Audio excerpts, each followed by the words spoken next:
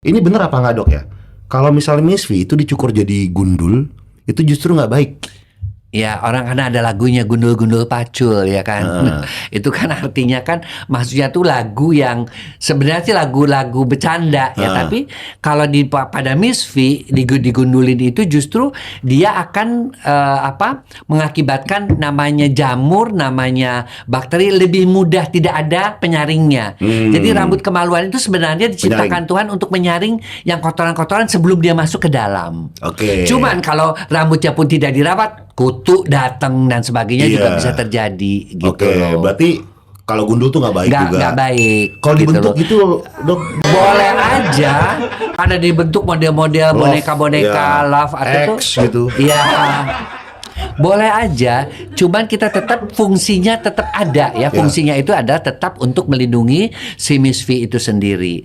Dan juga yang namanya daerah di situ itu, karena daerah di situ itu lembab ya nggak bisa juga dikasih yang namanya bedak dan sebagainya. Kan banyak juga yang seperti itu kan. Anak-anak kecil ketika dia habis mandi, habis pipis, masih bayi, dikasih bedak di situnya biar kering. Betul. Nah, bedak itu lama-lama masuk ke dalam Misfi, kemudian dia menempel di indung telur. Akhirnya anak bayi wanita itu ketika dewasa menderita kista ovarium.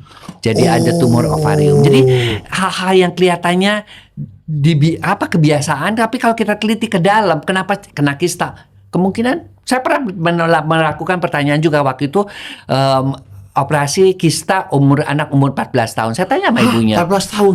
14 tahun udah kena kista kan? Udah besar lagi dan dia sakit. Kita operasi, saya tanya sama ibunya. Dulu waktu kecil suka, iya dok, kita memang biasa habis mandi kita kasih bedak di situ. Bedak bayi. Nah itulah akibatnya. Jadi ya punya anak itu juga buat wanita-wanita ini yang khususnya Gen Z dan sebagainya itu harus banyak belajar lah. Bener.